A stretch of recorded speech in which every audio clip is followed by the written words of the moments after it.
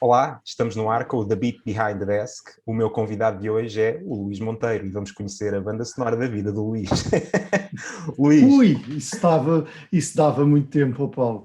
quantos discos? É uma coletânea daquelas mesmo valentes, não Epá, é? muitos discos, foi variando ao longo de muito tempo. Mas olha, obrigado pelo convite, é um prazer estar aqui contigo. Obrigado, eu. E parabéns Olha, pela iniciativa.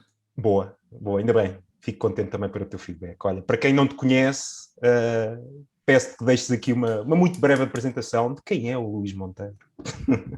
Essa pessoa. Transmontano, Transmontano, nascido na maravilhosa década de 80, e depois vim estudar para Lisboa aos 18 e por aqui fiquei, entre alguns países que por aí visitei.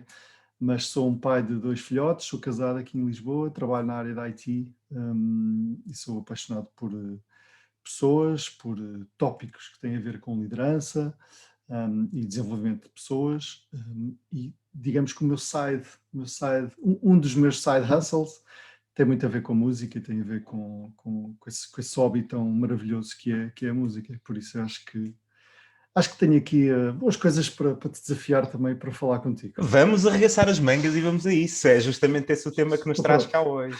Olha, então o primeiro tópico que eu te vou lançar, Diga. se é que podemos dizer um tópico, é vamos voltar atrás no tempo e voltar à tua infância. Eu, pelo Bora. menos, tenho excelentes memórias da música que passava por minha casa e da minha família. E em tua casa, que memórias é que tens das músicas que tocavam por lá e que te acompanharam ao longo de muitos anos? Tenho muitas memórias. Os meus pais, eu acho que eles não eram nenhuns grandes entendidos, nem tinham assim uma mega coleção de discos que ouviam, mas gostavam de vez em quando de ouvir uma boa música. O meu pai era um fã de jazz e de blues, um, e adorava aqueles grandes senhores, desde Miles Davis depois passando para Joe Cocker, Phil Collins. Portanto, ele adorava aquele estilo assim mais que hoje em dia eu acho que são clássicos de qualidade incrível, mas que na Incontornáveis, não é? altura, sim, mas que na altura, pá, não achava assim grande piada, mas ia ouvindo. O meu pai tinha uma mega aparelhagem que trouxe da Indonésia, toda desmontada. Comprou na Indonésia, quando ele fez a tropa, então comprou por lá, toda desmontada, e aquilo veio em caixotes e ele montou em Portugal. É uma aparelhagem que ainda hoje toca e tem, pá, umas colunas enormes. Eu lembro-me dele pôr os discos a tocar. Ele tem uma. Eu depois fui descobrindo que ele começou a acumular discos e tem ali duas prateleiras ainda enormes com bastantes discos. Mas não é assim uma loucura. Mas tem montes de clássicos. E eu lembro-me dele pôr os discos, e estarmos a ouvir na sala, assim, um jazzinho, mas eu confesso que nunca liguei muito à parte dos discos. Mas lembro depois, quando fui crescendo, que houve uma altura em que portanto, havia as cassetes, né? As cassetes começaram a aparecer, e eu comecei a entusiasmar um bocadinho mais. Eu gostava daquela coisa de meter a cassete, de rebobinar, andar para a frente, escolher a música. Então, e comecei sempre a pedir tudo aquilo que era aqueles sucessos, os hit parades e os top, não sei das quantas. E todos os natais lembro-me de receber aquelas cassetes maravilhosas Já te que... lembras qual é que foi o teu primeiro disco? Epá, Ou pelo menos a mais não. marcante? Ou aquele que mais te marcou, se Lembro-me calhar?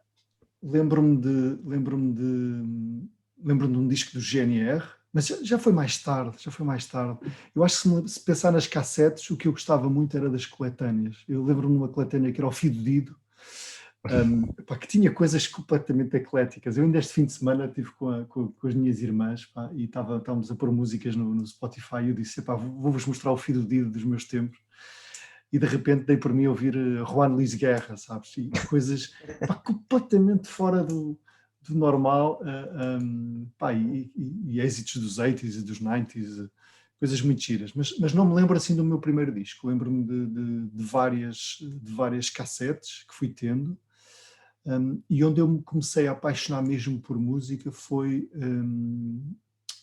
ali por volta dos 14, 15 anos, quando meti na cabeça que queria aprender um instrumento musical. E os meus pais meteram-me na guitarra quando tinha mais ou menos 10, 11 anos e eu detestei aquilo. A guitarra clássica, eu lembro-me de subir as escadas para ir para o professor e descer e ficar nas escadas à espera que os meus pais chegassem, para não ir à aula. E ficava lá dentro. Eu também andei no conservatório e também partilho esse sentimento. Também tinha aquela coisa era a obrigatoriedade, não era? É a obrigatoriedade, meter uma guitarra na mão e dizer agora vais tocar aqui umas coisas. Pai, sem eu não tinha vontade nenhuma para aquilo. Mas comecei a achar piada à bateria. À bateria. Só que as baterias eram caríssimas. E então eu resolvi, tinha nessa altura 14, 15 anos, começo a apaixonar um bocado pelo grunge e comecei a ouvir os meus Nirvanas, Pearl Jam e aquele Alice in Chains, Stone Temple Pilots. Na tua adolescência, se calhar, foram as bandas que mais te marcaram. Na minha adolescência, claramente. Mas foi nessa altura que eu me comecei a apaixonar pela bateria e comecei a perceber que, de facto, era uma coisa que eu gostava. E a bateria trouxe-me aquele amor brutal para a música que eu tenho hoje. Eu lembro-me de estar nas aulas a tocar bateria, tipo nos joelhos, só nos joelhos, sem saber. Eu nunca tinha tocado uma bateria na vida, mas tentei perceber como é que arranjei uns livros sobre os rudimentos e as coisas bases da bateria e fui aprendendo aí. E então queria uma bateria, meti na cabeça que queria uma bateria, os meus pais disseram-me: Luís, esquece lá isso, a bateria é caríssima, não te vamos dar nenhuma bateria, vais um escarcéu aqui em casa. Não Snap out of it. Snap out of it, claramente, Arctic Monkeys. E então é uma altura que a minha mãe vira e disse: a bateria custava 70 contos. Da guita. Muita massa para a altura. E a minha mãe vira-se para mim e diz: se tu arranjares metade do dinheiro, eu arranjo a outra metade. E mandou-me assim esse desafio. E eu comecei a pensar naquilo: tu disseste que me pagavas metade da bateria, portanto eu vou arranjar forma de ter aqui o dinheiro para a outra metade. Nessa altura havia um jornal que eu comprava religiosamente, que era o Blitz. Na altura, quando o Blitz era mesmo um jornal de música, hoje em dia é uma revista cor-de-rosa. Mas pronto, eu adorava o jornal Blitz, todas as semanas, ia ao quiosque, comprava o Blitz, 70 cêntimos para aí, ou 70 escudos, já nem me lembro o que era. Também não tinhas grande bibliografia em termos de publicações na altura. Tinhas o Blitz, tinhas a Loud, era o Blitz. Também havia, recordo, umas primeiras edições da Loud. Entramos aqui num tipo de revista já mais... Claro. Mas aquilo era um jornal, não era uma revista, era um jornal. Sim. Era papelinho, papel. E havia uma secção de anúncios.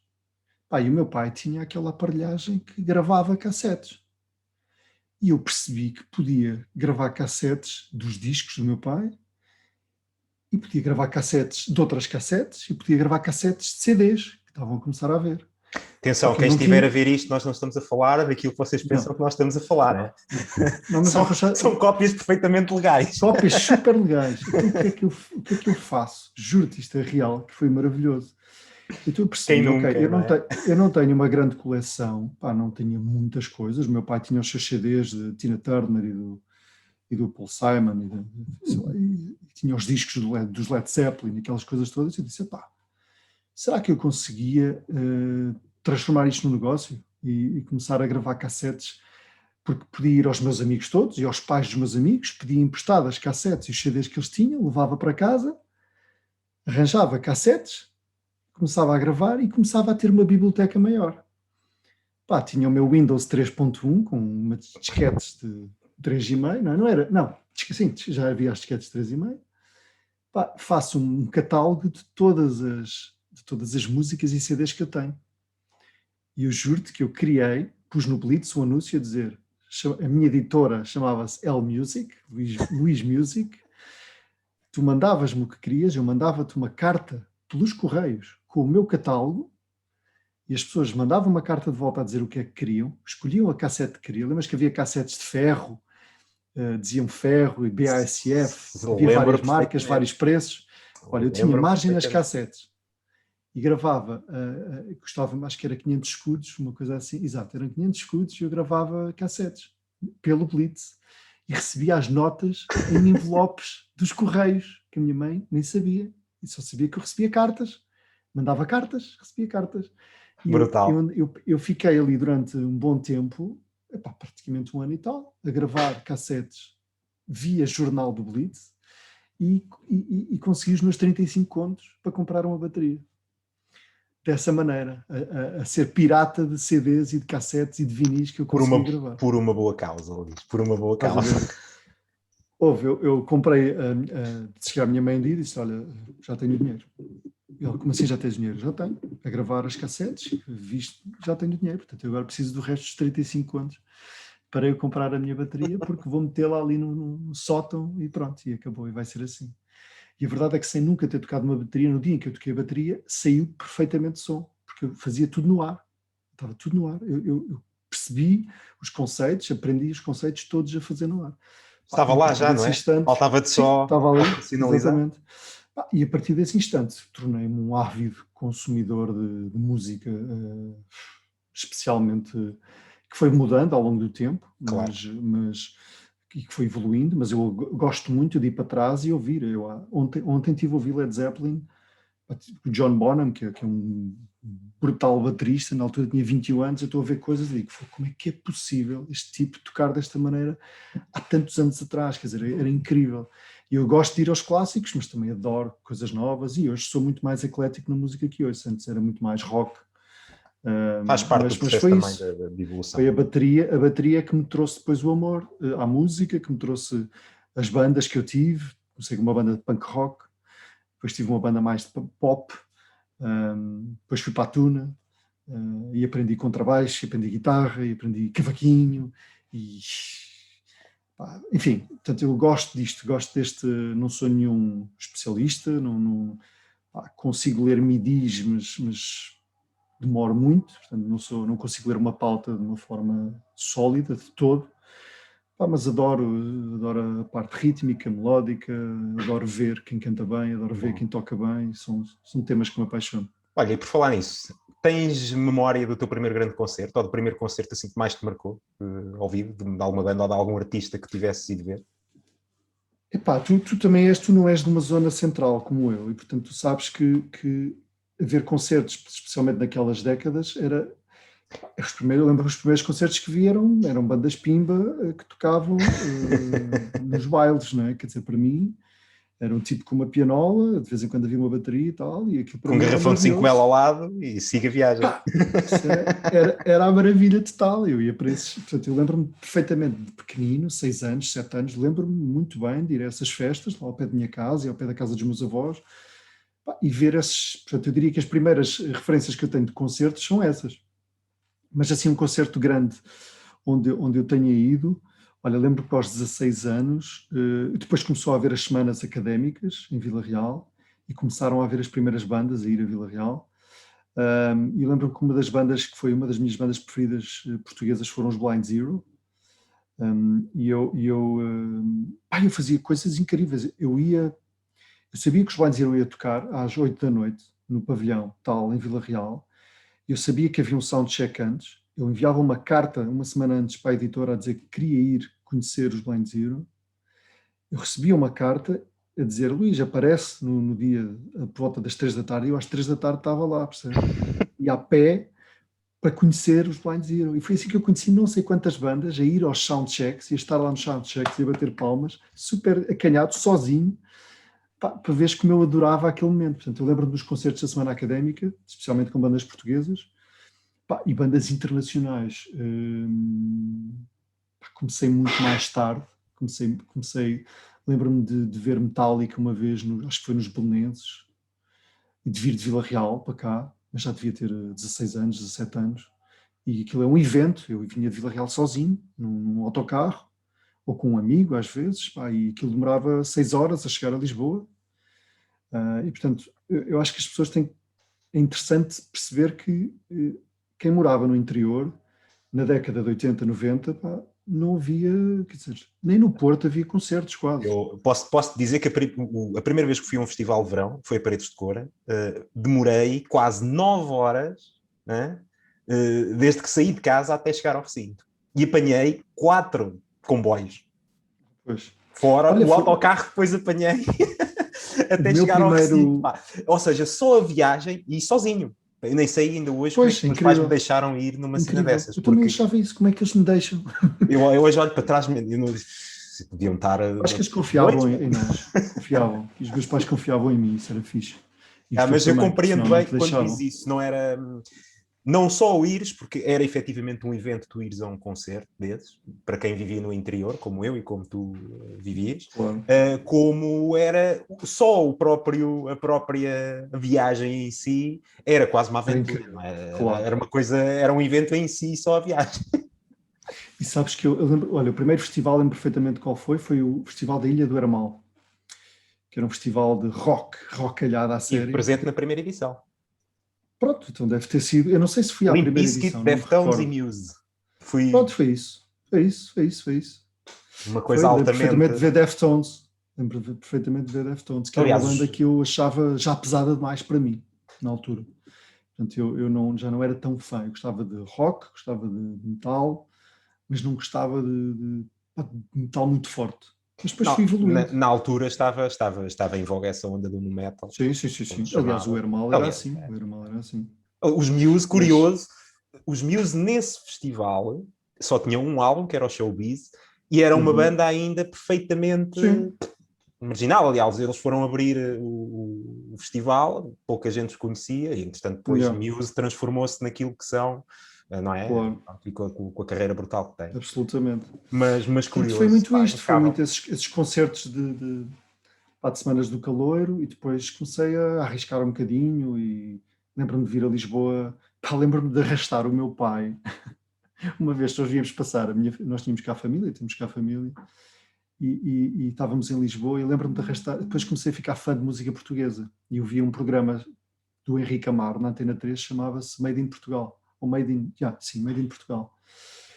E eu fiquei muito fã de música portuguesa, eu consumia tudo o que imaginasses, tenho ali uma coisa de CDs enorme de música portuguesa muito antiga, de bandas alternativas, desde os primeiros EPs dos Blasted Mechanism, passando por coisas como os Zen, os Flood, montes de bandas que... Ornato já foi mais tarde, mas muitas bandas começaram pequeninas, de bandas de trip-hop, coisas muito, muito surreais. E eu ouvia muito isso. Eu lembro-me de convencer o meu pai a irmos ao Johnny Guitar, eu e o meu pai, para ver uma banda portuguesa que eu conhecia porque tinha comprado uma cassete via Blitz deles. E o meu pai, eu nem sei como é que o meu pai cai nestas cenas, mesmo. Ele foi comigo para um bar no meio de Santos, que não tinha ninguém, era só uma banda a tocar, chamava-se Sunwebs, a banda chamava-se Sunwebs. Foram de Vila Real, propósito lá. Não, estávamos a passar um fim de semana cá em Lisboa, de família, e eu tinha visto no Blitz que ia haver esse concerto. Okay. Disse, pai, tens que ir, tens que me levar. E chateei tanto que ele lá me levou. Fantástico. Está-se histórias monumentais, porque... mas aí, sabes... Eu acho que tu és pai, eu também sou pai, acho que a gente começa-se a perceber da verdadeira paixão que às vezes temos sobre algumas coisas. E aquilo para mim era muito importante, sabes? Eu ir a um concerto tornou-se uma coisa muito importante. E eu ontem com a minha mulher falávamos disto, porque nós marcámos estava em pré-reserva do Jacob Collier. Estava em pré-reserva há meses, e saiu a pré-reserva, e eu fui provavelmente um dos primeiros a comprar em Portugal, e comprei o bilhete para o Coliseu de Lisboa, que é para junho de 2022. Portanto, isto para mim, imagina, eu comprar o bilhete para junho de 2022, nós estamos em março de 2021, é de facto, sendo que nunca fomos a nenhum concerto em 2020, não é? Portanto, é muito surreal e custa-me mesmo muito, porque é das coisas que eu mais adoro. É ir a concertos. É maravilhoso. Boa, olha, fantástico. Revejo-me com muitas coisas que tu disseste, aliás, porque também vimos de um background similar geograficamente, não é? Sim. Eu lembro-me perfeitamente da minha adolescência. Um disco novo era um evento entre nós, entre o meu grupo de amigos. Nós dissecávamos... era 3.500 escudos, que eu não me esqueço. Eu lembro-me de ligar para a Carbono e de mandar vir muita coisa de Lisboa e do Porto, porque vi ali num artigo ou num jornal qualquer que alguém arranjou através através do irmão mais velho, e era um evento verdadeiramente, quando tu conseguias ter acesso àquele CD ou àquele disco ou àquela cassete nova que tinha saído. Havia alguma loja de CDs lá na... Não, nada, zero. Não havia, Zero. Houve uma altura que criaram abriu uma loja de CDs em Vila Real. Quer dizer, havia, mas não havia aquelas discotecas, não é? Exatamente, pronto, mas eu desde novo também já fui começando a desenvolver o meu gosto, também gostava muito de coisa mais ligada ao rock, ao punk rock, e eram coisas menos mainstream e mais difíceis de encontrar, digamos, numa discoteca, como se chamava, local, não é? Então tinhas que procurar em alguns meios maiores, não é? E pronto, mas era um fenómeno engraçado, porque eu lembro-me perfeitamente nós trocarmos CDs e trocarmos cassetes, porque alguém comprava um disco de uma banda, outro comprava de outra, e depois aquilo era dissecar ao máximo aquele momento. A música mudou muito, não é? Hoje em dia, a forma como a consumimos. Sim. Tu que és mais ou menos da minha geração, o que é que tens a dizer sobre isso? O que é que achas? Como é que olhas para isto? Olha, eu acho que o grande impacto é o acesso às coisas. Acho que isso é a grande diferença, porque uma coisa é tu ires buscar o CD e pôres a tocar, se o tiveres contigo. Outra coisa é abrir no Spotify e escolheres o que tu quiseres no mundo todo, porque vais encontrar. Eu acho que quando há muita abundância, acabamos por nos perder um bocado e não dar tanto valor às coisas. Eu sinto muito isso na música hoje em dia. É-me mais difícil em determinados momentos descobrir coisas novas, porque os algoritmos são estúpidos, perdoa uma expressão. Porque os algoritmos tentam descobrir coisas ou propõem-te coisas que sejam similares a outras que tu ouviste. E isso estupidifica, porque limita-te tipo, o raio de ação. E há uma coisa é como se estivesse numa bolha, não é? Exatamente. Tipo, e agora se escolheres aquela banda e se ouvis durante... Eu gosto de fazer uma coisa, não sei como é que tu ouves música, mas eu quando ouço tipo, um CD, eu fico maluco com aquilo e fico a ouvi-lo durante, se for preciso, 3 semanas. Eu não o deslargo, não consigo ouvir outra coisa. Por exemplo, o We Like It Here do Snarky Puppy, aquilo, eu sei todos os solos que estão a acontecer em tudo, porque eu bebi aquilo de uma maneira que a minha mulher já dizia, já não consigo mais ouvir isso, porque eu estou sempre a ouvir a mesma coisa. E depois mudo, e vou mudando. Só que umas sugestões, e Spotify assim, parecem tão limitadas e há tanta coisa, tu acabas por não estar tão apto a procurar, porque parece que vai ser sempre tudo a mesma coisa. Eu acho que essa acessibilidade tão grande e o overload de informação cansa-te. E eu acho que é isso que é uma grande diferença. Sinto-me um bocadinho cansado por não ter, por despender mais tempo numa porcaria de um Spotify do que com um amigo meu a discutir sobre a música, que é algo que eu já não faço. Há muito tempo. Eu não discuto música com ninguém. Percebes? Não acontece, tipo, eu lembro-me mesmo na universidade, com colegas meus, lembro-me de chegar e ele dizia-me, olha, eu vi uma cena espetacular, chama-se isto, vê lá, vais gostar. E depois ele mandava-me uma música, estás a ver? Já não havia a cena de mandar o álbum, mandava-te uma música. Sacavas na tua rediz de 128 capas, percebes? E tinhas de ter cuidadinho. A Isomirk, em canais. Isomirk, tanta vez. por exemplo. Quem nunca? Eu acho que Soulseek também. Não sei se usavas. Soulseek, exatamente. Muito álbum. O Napster e aquelas coisas. E, portanto, eu acho que isso... ou se calhar eu também não tenho tanta paciência para andar a procurar, percebes? Para andar a investigar. Mas sinto-me mais... apesar de haver muito mais informação, sinto-me mais limitado. Parece um contrassenso, mas é um bocadinho o que eu sinto.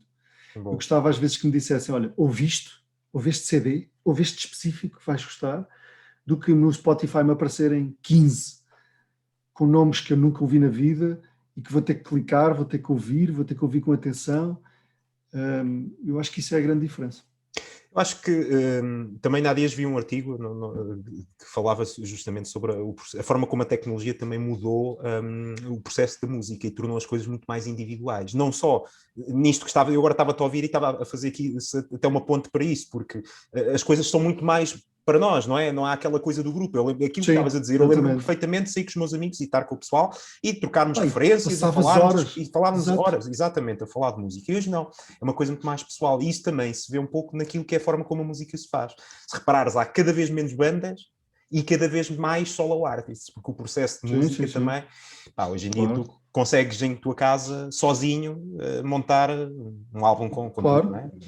Claro, claro, E o claro. processo acabou Mas por isso é mudar. espetacular, eu acho que isso é Sim, incrível. sim. E os artistas poderem ter a autonomia para poder criar com um budget muito diferente. Eu lembro-me, pá, era impossível mas teres um gravador de 4 pistas que ia-te custar o preço sei lá, era impossível. Arranjares um PA só para ti, não ia acontecer. Hoje em dia, esquece, hoje em dia vais ao AliExpress e compras um PA por 80 euros. E tens 16 pistas e o É caraças, quer verdade. dizer, com qualidade porreira. Eu acho que isso concordo contigo, eu acho que isso mudou bastante. Mas eu gostava, tenho saudades, sou um bocado saudosista desta coisa da partilha. E a meia culpa também faço, porque também não pego. Por acaso tenho um ou dois grupos que de vez em quando ainda mando assim umas coisas porreiras que encontro e digo, pá, olha, ouçam lá isto.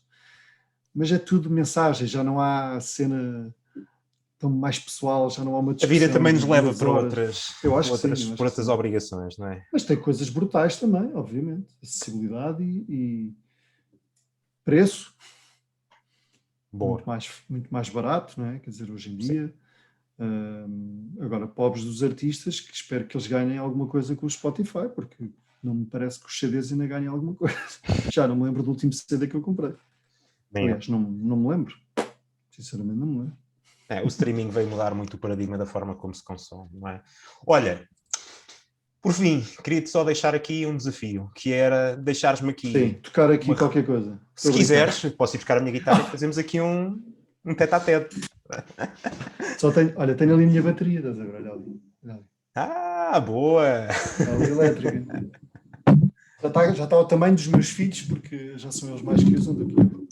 Está altamente, olha, é passar o legado agora. E fomentar, Mas acho bem que o gostam, faças, mas altamente. gostam. Têm ritmos, rapazes. Boa. Olha, mas Qual é que é o queria desafio? Conta. deixares-me uma referência aqui para a malta que depois nos vai ouvir e vai ver esta nossa conversa. Pá, 3 álbuns, ou 3 artistas, ou músicas, ou um álbum, um artista e uma música, o que quiseres, mas 3 referências que te marcaram, ou que sejam, ou que estejas a ouvir agora, ou que queiras Sim, partilhar olha, como sendo algo obrigatório e que te caracteriza no teu gosto da música. epá, dava para muita conversa, mas eu vou começar com A quem o uma dizes? coisa. Para quem gosta de música e gosta pá, de qualidade musical a todos os níveis, para mim, neste momento, o expoente máximo são os Snarky Puppy.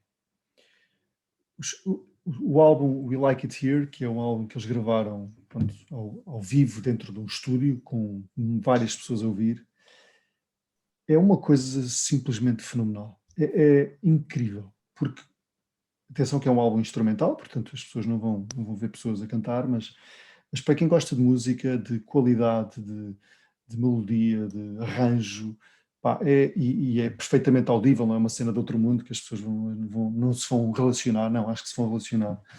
E eu partilho uma história só disso. O baterista que vai mudando, o Snarky Puppy, mas este Larnell Lewis, um, as músicas todas vocês vão ouvir, que se ouve nesse álbum, ele aprendeu 4 músicas no avião, sem tocar sem tocar uma nota na bateria. Aprendeu a ouvir, chegou ao estúdio e foi gravar direto. Uau. E vocês ouçam e digam se isso é possível, porque sinceramente aquilo é incrível. Como é que ele consegue aquilo é incrível. Portanto, eles e todos os outros, porque são vários músicos que portanto, estão em vários lugares e juntam-se. Há um tipo que é o crânio daquilo, que é o baixista, e que cria de alguma maneira a história à volta das músicas e cria as músicas, é o compositor. E depois eles juntam aquilo tudo e tu dizes, não é possível que esta malta não tenha ensaiado isto de uma forma diferente. Não é possível. Portanto, We Like It Here, do Snarky Puppy, é Fica a para mim referência. um dos mais incríveis e que eu ouço regularmente. Agora, a minha banda preferida de sempre chama-se Dave Matthews Band e é uma banda que pronto, imagino que muita gente conhece. Dispensa, mas que tem dispensa a também, apresentação. acho que sim, acho que dispensa, e eu proponho para vocês verem o live, Algum disco queiras... sim, é o live, eles têm toneladas de... Olha, posso propor um muito giro, que é o em 2007, no Pavilhão Atlântico ao vivo, Olha, porque eu estava lá, e foi um momento incrível, foi a primeira vez que eles vieram a Portugal, e eles ficaram malucos, porque nunca imaginaram. Aliás, no final da primeira música, acho que é da primeira ou da segunda, o que o Dave Matthews, uma das coisas que ele diz é Where have we been all this time? É um bocado tipo, onde é que nós andamos que nós não viemos aqui? Estamos lá fechados nos Estados Unidos a fazer concertos todos os dias, mas na Europa temos aqui um conjunto de pessoas incríveis que nos adoram.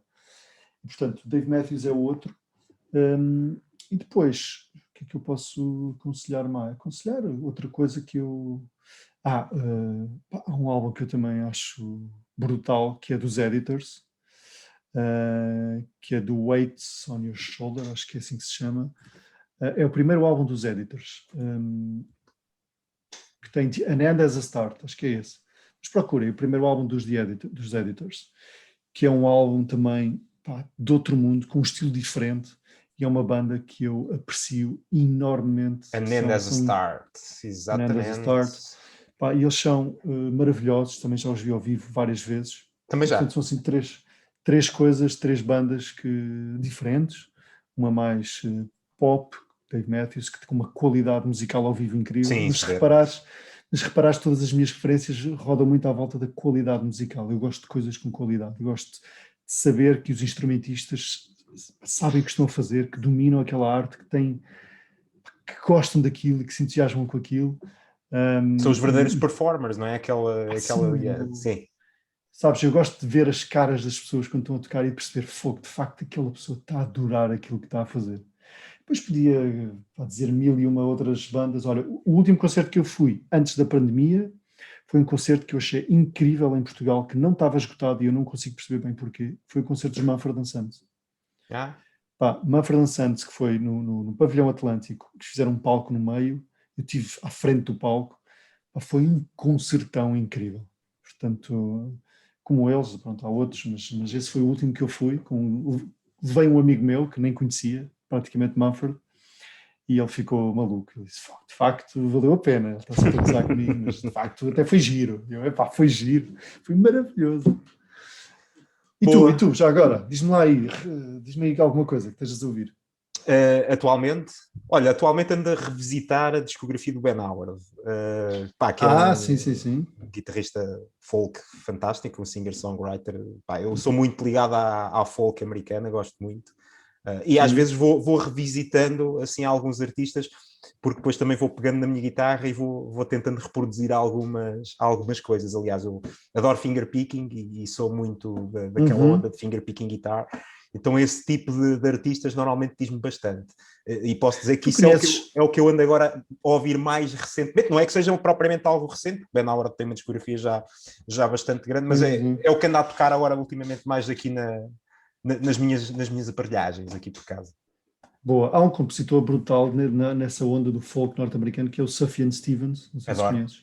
Sim. Ele é brutal. Eu não sei como é que está, porque ele estava a gravar um álbum por estado norte-americano. Ele tem uma cena surreal, mano. Ele tem, e depois o Sufjan Stevens tem álbuns muito diferentes. Ele é um artista por acaso sui generis, porque tu não tens ali um fio condutor de álbum para álbum. Quer dizer, tens, são diferentes, têm sonoridades diferentes. Ele é muito eclético e é muito interessante. Mas gosto, também é uma boa referência. Quem não conhecer, vá pesquisar, porque vale mesmo a pena. E referências para a internet, se quiserem ver, porque eu adoro também essas bandas. Para mim, Dirty Loops, não sei se já ouviste, mas é qualquer coisa de extraordinário, tecnicamente. São 3 senhores suecos. Procurem por Dirty Loops no YouTube e vocês vão ficar malucos, porque todas as músicas deles são surreais. Vejam as últimas 3 músicas deles. Boa. E depois há 2 cenas que eu adoro ver com os meus filhos, que é Walk of the Earth. Também só fazem vídeos na net. São super positivos, é uma vibração espetacular. E os Pomplamoose e Scary Pockets. São outras 2 bandas puramente internet, que adoram música, fazem covers de toneladas de músicas, têm uma grande qualidade e são videoclipes deles a tocar na net. E os meus filhos chegam logo, põe para o Plamus, pai, põe Rock of the Earth, eles estão logo, sendo que não falam assim desta maneira ainda, mas pronto. Claro, mas só fazem para te dizer sentido. que há muitas coisas, mas eu posso te mandar também mais umas, eu adoro essas coisas e pá, fico muito contente, acho que ficávamos aqui muito mais tempo e devíamos fazer isto, até fora disto, só mesmo conversa fixe sobre música, pá, acho que é uma excelente ideia e agradeço. Ficam as dicas, eu é que agradeço. Teres trazido aqui estas memórias todas boas. Olha, foi um prazer, foi mesmo verdadeiramente um gosto saber essas tuas Um histórias abraço, fantásticas. Paulo. Tens aí muitas memórias espetaculares, pá, da tua vida ligada à música. Espera lá, pá, vai sair da gravação. Espera lá, deixa eu ver. Eu ainda sei fazer isto. Sabes aquelas cenas malucas que um gajo diz, pá, vou aprender pandeiro. Pronto, um gajo aprende pandeiro.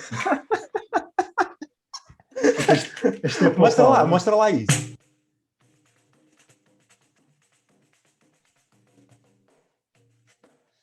Isto foi uma cena maluqueira quando eu vivi no Brasil e meti na cabeça que ia aprender pandeiro.